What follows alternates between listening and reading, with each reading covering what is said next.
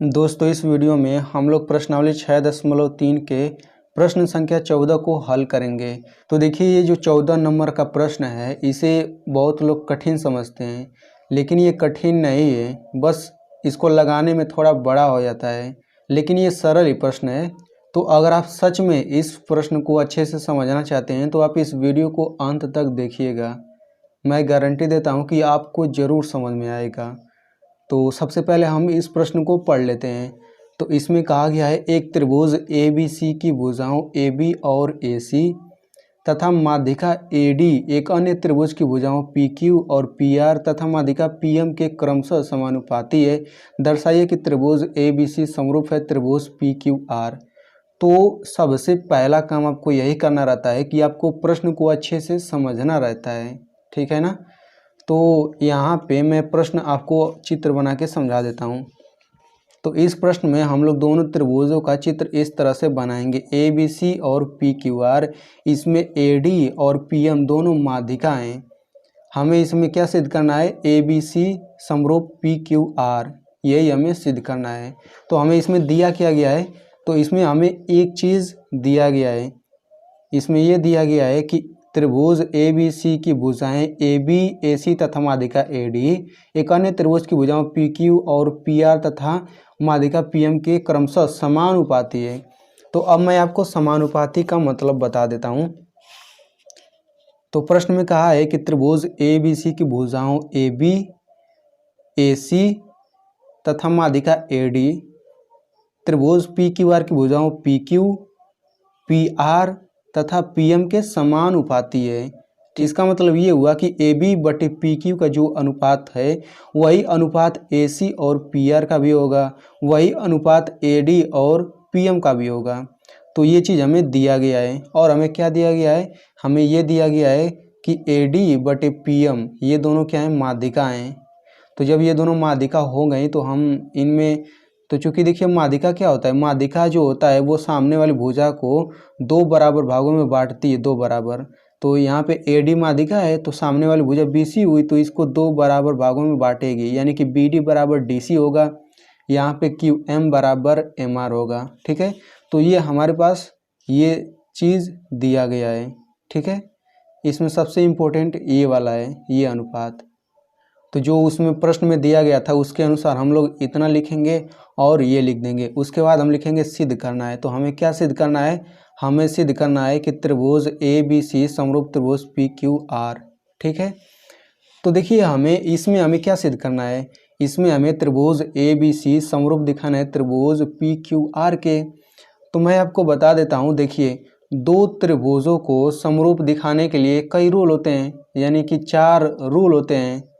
तो हम उन चारों रूलों को बारी बारी से इसमें इस्तेमाल करेंगे, देखते हैं कौन सी विधि से हम लोग इन बड़े वाले त्रिभुजों को समरूप दिखा सकते हैं। तो समरूप दिखाने का एक रूल होता है AA।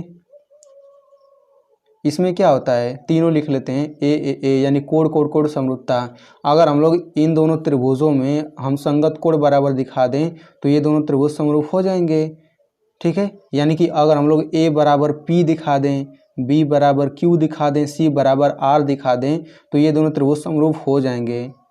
लेकिन चूंकि हमें पता ही नहीं है कि A बराबर P बराबर होगा कि नहीं होगा, कोण B बराबर Q बराबर होगा कि नहीं होगा, जब यही प्रश्न में दिया रहता कि कोण A P के बराबर B Q के बराबर, तब हम लोग लिख सकते थे, लेकिन दिया ही नहीं है तो हम नहीं लिख सकते। इसका मतलब AA समरूपता वाला फेल हो गया रूल। अब जब ये फेल हो गया तो ये भी फेल हो जाएगा, यानी कि इनको हम समरूप नहीं दिखा सकते इस रूल से भी। उसके बाद हमारा आता है SSS समरूपता कसौटी से। तो इन दोनों को समरूप दिखाने के लिए SSS का मतलब क्या हुआ, अगर हम AB बटे PQ बराबर दिखा दें, BC बटे QR के ये बराबर दिखा दें AC बटे PR के, तो ये दोनों त्रिभुज समरूप हो जाएंगे। लेकिन ये भी हमारा फेल हो जाएगा। क्यों फेल हो जाएगा, क्योंकि इसमें AB बटे PQ ये बराबर दिया गया है AC बटे PR के। अगर यही बराबर होता BC बटे QR के तब ये दोनों त्रिभुज समरूप हो जाते हैं, लेकिन ये जो तीसरा अनुपात है AD बटे PM हो जा रहा है, ठीक है। तो यहाँ पे इसका मतलब जब ये तीनों फेल होंगे तो हमारा यही रूल लगने वाला है, SAS समरूपता कसौटी वाला, ठीक है। तो इसका रूल अब हम लोग कैसे लगाएंगे, तो इसमें होता क्या है कि दो संगत भुजाओं का अनुपात बराबर होता है और उन्हीं दोनों संगत भुजाओं के बीच के कोण भी बराबर होते हैं।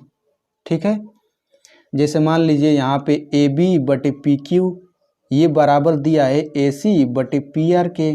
तो हम लोग अगर किसी तरह से कोण ए बराबर कोण पी के दिखा दें तो यस एस समरूपता कसौटी से ये दोनों समरूप हो जाएंगे। ठीक है, अगर आप यस एस अच्छे से पढ़े हैं तब आपको ये जो मैं बता रहा हूँ वो आपको अच्छे से समझ में आ रहा होगा। एक बार फिर से मैं बता देता हूँ। देखिए ए बी बटे पी क्यू, यहाँ पे देखिए ए बी बटे पी क्यू है, ए सी बटे पी आर, यानी कि ये दोनों बराबर हैं, ये तीनों बराबर हैं। तो हम लोग इन दोनों में से किसी दो को हम अलग से बराबर करके लिख सकते हैं। तो यहाँ पे ये दो चीज़ें प्रश्न में दिया गया है। तो अगर हम लोग इन दोनों के बीच मतलब ये दोनों भुजाओं के बीच ये कोण हुआ, ये भी कोण हुआ, अगर हम इन दोनों को बराबर दिखा दें तो हमारा त्रिभुज समरूप हो जाएगा यस एस समरूपता कसौटी से। ठीक है, तो इसमें हम लोग रचना करते हैं।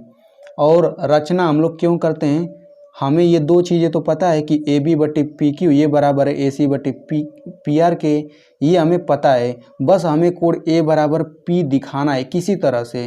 तो हम लोग जितनी भी रचना अब आगे करेंगे उसमें हम लोग कोण ए बराबर पी दिखाने के लिए ही केवल रचना करते हैं।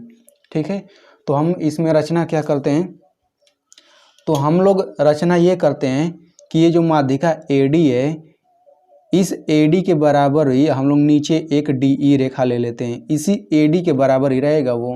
वैसे ही यहाँ पे PM की दिशा में PM बराबर M करके कुछ आगे रेखा ले लेते हैं। यहाँ पे मैंने देखिए यहाँ पे चित्र बनाया हुआ है रचना वाला, ये मैंने चित्र यहीं पे बना दिया है रचना वाला, लेकिन आप चाहें तो ऊपर ही बना सकते हैं, मैंने यहाँ पे समझाने के लिए बनाया हुआ है। तो देखिए इस AD की दिशा में हम DE एक रेखा ले लेंगे जो AD के बराबर होना चाहिए, यानी कि AD बराबर DE होना चाहिए। ठीक वैसे ही यहाँ पे हम PM की दिशा में यानी कि इस जो PM का ये सीधी रेखा होगा इसी में आगे बस बढ़ा देना है, लेकिन PM की लंबाई MF के लंबाई के बराबर होना चाहिए। ठीक है, तो जब हम लोग AD बराबर DE खींच लेंगे उसके बाद से हम C को मिला देंगे, B को मिला देंगे, वैसे ही यहाँ पे करेंगे। ठीक है, तो हमने रचना जो किया वो सब रचना में आपको लिखना रहता है। तो रचना हमने क्या किया है, चलिए लिख लेते हैं। तो लिखेंगे रेखा AD की दिशा में DE एक रेखा इस प्रकार खींचा कि AD बराबर DE हो। रेखा AD की दिशा में DE एक रेखा ऐसी खींचा कि AD बराबर DE हो जाए। ठीक है, उसके बाद क्या किया, और रेखा PM की दिशा में MF एक रेखा इस प्रकार खींचा कि PM बराबर MF हो जाए। रेखा PM की दिशा में MF एक रेखा ऐसा खींचा कि PM बराबर MF हो गया। इसके बाद बिंदु B और C को E से मिलाया तथा बिंदु Q और R को F से मिलाया, इसी को कहा गया है, इसको मैंने मिलाया है ना। ठीक हो, तो मैंने इतना किया तो इतना रचना में लिख लिया। अब आते हैं उपपत्ति में। तो उपपत्ति में आने से पहले हम लोग यहाँ पे इन दोनों अब ये चतुर्भुज बन गया ABEC और यहाँ पे चतुर्भुज बन गया PQFR। तो सबसे पहले हम इन दोनों त्रिभुजों में एक चीज़ क्या देख सकते हैं, देखिए यहाँ पे BD बराबर DC है। ठीक है, अब देखिए ये दोनों चतुर्भुज में ये पूरा जो होगा बिकॉर्ड होगा ना, AE बिकॉर्ड हो जाएगा, BC बिकॉर्ड हो जाएगा। तो इन दोनों बिकॉर्डों में आप क्या देख सकते हैं, इन दोनों बिकॉर्डों में देखिए ये जो BD है ये DC के बराबर होगा। यहाँ पे मैंने लिखा है BD बराबर DC, चूँकि ये माध्यिका है ना तो ये दोनों बराबर होंगे। वैसे ही यहाँ पे माध्यिका PM है तो ये QM बराबर MR होगा। ठीक है, यानी कि BD बराबर DC होगा। और ये हमें रचना से पता है कि AD बराबर DE होगा। ठीक वैसे ही यहाँ से PM बराबर MF हमें पता है रचना से होता है, और QM बटे MR ये तो दिया ही है। ठीक है, तो आप इन दोनों त्रिभुजों में देख सकते हैं कि इनके बिकॉर्ड जो है एक दूसरे को बराबर दो भागों में बांटते हैं। जैसे यहाँ पे बिकॉर्ड AE हो गया तो ये इसका दो बराबर भाग हुआ, AD और DE ये दोनों बराबर हैं। वैसे ही इस चतुर्भुज का बिकॉर्ड BC जो है इसका भी दो बराबर भाग है, BD और DC। ठीक सेम ये इसमें भी। तो चलिए मैं आपसे एक प्रश्न पूछता हूँ कि आप बताइए कि किस चतुर्भुज में उनके बिकॉर्ड एक दूसरे को दो बराबर भागों में बांटते हैं। ठीक है, तो आप लोगों का कई आंसर आ सकता है। सबसे पहले तो आयत हो जाएगा, क्योंकि आयत में क्या होता है, आयत में भी यही होता है कि उनके विकर्ण एक दूसरे को समद्विभाजित करते हैं। जैसे मैंने यहाँ पे एक आयत बना लिया, तो इसके विकर्ण जो होंगे एक दूसरे को बराबर दो भागों में काटेंगे, यानी कि इसमें ये बराबर ये होगा, ये बराबर ये होगा। ये आयत मैंने बनाया है। अगर आप वर्ग भी लेते हैं इस तरह से, तो इस वर्ग के विकर्ण भी एक दूसरे को बराबर भागों में बांटते हैं, यानी कि ये इसके बराबर होगा, ये इसके बराबर होगा। ठीक है। अगर आप एक समचतुर्भुज भी लेते हैं, समचतुर्भुज में आपको पता ही होगा कि वर्ग को ही तिरछा कर दिया जाता है। तो इसमें क्या होता है, इसमें भी विकर्ण जो होते हैं एक दूसरे को बराबर भागों में बांटते हैं। और अगर मैं समांतर चतुर्भुज की बात करूं, समांतर चतुर्भुज कुछ इस तरीके से देखिए। तो समांतर चतुर्भुज में क्या होता है, समांतर चतुर्भुज में आमने सामने की भुजा बराबर होती है और समांतर भी होती है, यानी कि ये जो है इसके समांतर होगा और बराबर होगा, और ये जो है इसके समांतर होगा और बराबर होगा। तो समांतर चतुर्भुज के विकर्ण जो होते हैं ये एक दूसरे को, ये भी एक दूसरे के विकर्ण को बराबर भागों में बांटते हैं, यानी कि ये बराबर ये होगा, ये बराबर ये होगा। ठीक है। तो यहाँ पे देखिए आयत को जो है, आयत को हम लोग इन चारों भागों में नहीं बांट सकते हैं, लेकिन हम लोग समांतर चतुर्भुज में इन तीनों को रख सकते हैं, यानी कि आयत को भी समांतर चतुर्भुज कह सकते हैं, इसको भी समांतर चतुर्भुज कह सकते हैं, और समचतुर्भुज को भी समांतर चतुर्भुज कह सकते हैं।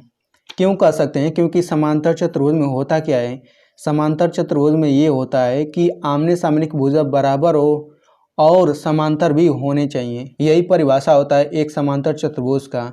तो ये परिभाषा तो इन तीनों में भी लग जाएगा कि आमने सामने की भुजा समांतर और बराबर। तो यहाँ देखिए समचतुर्भुज में आमने सामने की भुजा बराबर भी है, समांतर भी है, वैसे ये इसके बराबर है और समांतर भी है, तो ये भी एक समांतर चतुर्भुज कहला सकता है। इस वर्ग में देखें तो आमने सामने की भुजा बराबर होंगे, ये भी बराबर हैं और समांतर भी हैं, तो ये भी समांतर चतुर्भुज हो गया, और वैसे ये भी समांतर चतुर्भुज हो जाएगा। ठीक है। तो इसीलिए चूंकि इसके विकर्ण एक दूसरे को दो बराबर भागों में बांटते हैं, इसीलिए हम लोग कहेंगे कि ये दोनों क्या होंगे, चतुर्भुज, दोनों समांतर चतुर्भुज होंगे। तो वही चीज़ हमने यहाँ पे लिखा है। सबसे पहले लिखेंगे उपपत्ति, अब लिखेंगे चतुर्भुज, अब लिखेंगे चतुर्भुज ABEC और चतुर्भुज PQFR, यानी कि ये पूरा और ये पूरा समांतर चतुर्भुज हैं। क्यों समांतर चतुर्भुज हैं, क्योंकि इनके विकर्ण एक दूसरे को समद्विभाजित करते हैं, यानी कि बराबर दो भागों में बांटते हैं। ठीक है।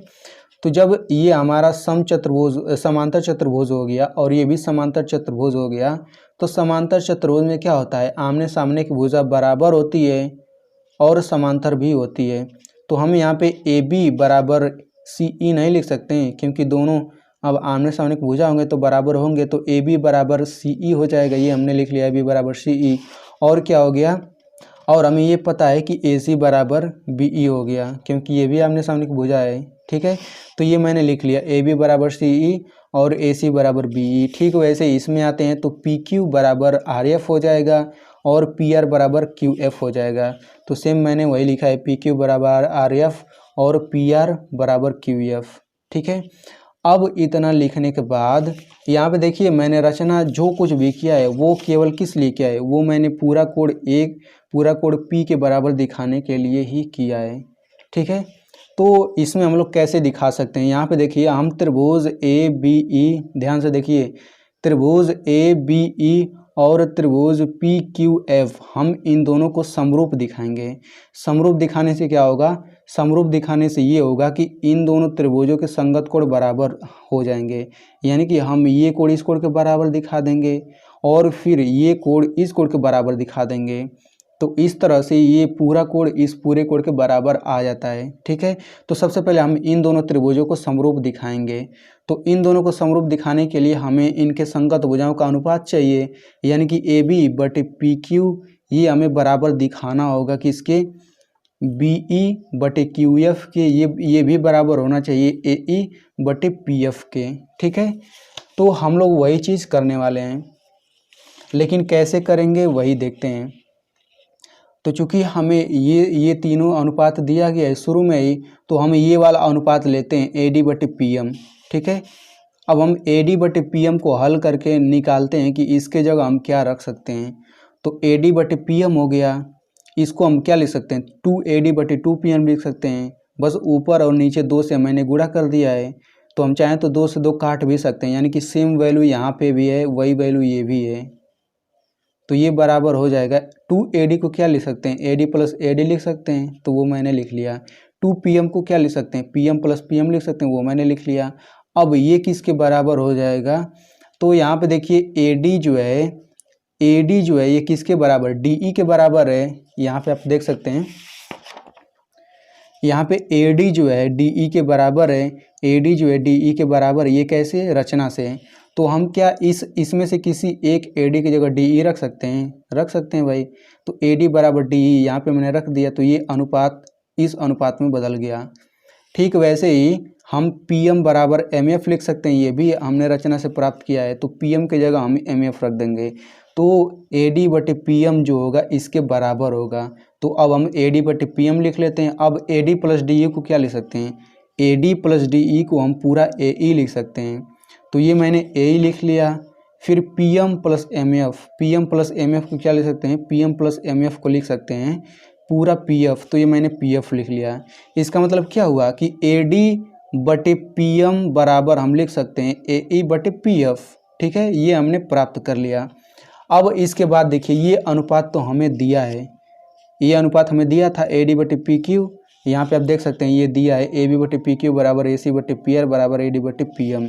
तो जो दिया है उसको हम लोग लिख लेते हैं, ये दिया है, ये मैंने लिख लिया। अब इसी में सभी का मान रख देते हैं। तो AB बटे PQ ऐसे ही रहने देते हैं। फिर AC की जगह हम क्या लिख सकते हैं, AC की जगह BE लिख सकते हैं, ये मैंने बराबर दिखाया है। तो ये मैंने AC की जगह BE रख लिया। PR की जगह हम क्या QF रख सकते हैं, QF रख दिया। फिर अब आता है AD बटे PM, तो इसके जगह हम लोग ये पूरा इतना रखेंगे, क्योंकि ये दोनों बराबर हमने दिखा दिया है। तो AE बटे PF हो गया। अब इसमें थोड़ा प्रश्न में आते हैं। अब यहाँ से चित्र में देखिए AB बटा PQ है, AB बटा PQ है, BE बटे QF है, BE बटे QF आ गया। और उसके बाद AE बटे PF, यानी कि इन दोनों त्रिभुजों के संगत भुजाओं का अनुपात बराबर हो गया। तो इनके संगत कोण भी बराबर होंगे। तो सबसे पहले लिखेंगे इसलिए त्रिभुज ABE समरूप हो जाएगा त्रिभुज PQF के किस रूल से, यस समरूपता से। तो जब ये दोनों त्रिभुज समरूप हो गए तो इनके कोण भी बराबर होंगे। तो हम कोण का नाम दे देते हैं। इस छोटे वाले कोण को कोण 1 मान लेते हैं, इस कोण को कोण 2 दिखा देते हैं, इस कोण को कोण 3, इस कोण को कोण 4 हम दिखा देते हैं। तो इस तरह से हम लिख सकते हैं कोण 1 बराबर कोण 3 लिखेंगे। अतः कोण 1 बराबर कोण 3, इसे समीकरण 1 मान लेंगे। ठीक है, अब देखिए जिस तरह से मैंने इन दोनों त्रिभुजों को समरूप दिखा के 1 बराबर 3 कर दिया, ठीक वैसे ही आप चाहें तो इन दोनों को समरूप दिखा करके 2 बराबर 4 कर सकते हैं। बिल्कुल यही वाला रूल इसमें भी लगेगा। तो हम लोग पूरा फिर नहीं हल करते हैं, हम लिखते हैं इसी प्रकार कोण 2 बराबर कोण 4 हम लोग लिख लेंगे। ठीक है, इसे समीकरण 2 मान लेंगे। अब समीकरण 1 और 2 को जोड़ने पर जोड़ लेते हैं, तो बायां पक्ष जुड़ जाएगा इधर, दाहिना पक्ष भी जुड़ जाएगा इधर। तो कोण 1 प्लस कोण 2 हम इसको क्या लिख सकते हैं, देखिए कोण 1 प्लस कोण 2 यानी कि ये पूरा कोण, तो पूरा कोण BAC हो जाएगा। तो ये हो गया कोण BAC, यानी कि इन दोनों की जगह कोण BAC हो गया। और कोण 3 प्लस कोण 4 की जगह ये पूरा P कोण हो गया, यानी कि QPR। तो लिखेंगे कोण QPR। तो इस तरह से ये देखिए दोनों कोण बराबर हमने दिखा दिया, ये दोनों कोण बराबर दिखा दिया। यहाँ पे प्रश्न में आइए, हमें यही दोनों बराबर दिखाना था, हमने इन दोनों को बराबर दिखा दिया रचना करके। अब हमें ये तो पता है कोण बराबर होंगे। अब इनके संगत भुजाओं का अनुपात भी लिख लेते हैं। AB बटे PQ बराबर AC बटे PR। यहाँ पे देखिए दिया है पहले से ये, तो ये हमने लिख लिया, दिया है। अब इन दोनों की मदद से हम नहीं कह सकते कि त्रिभुज ABC समरूप त्रिभुज PQR यस AS समरूपता से। तो इस तरह से ये सिद्ध हो गया।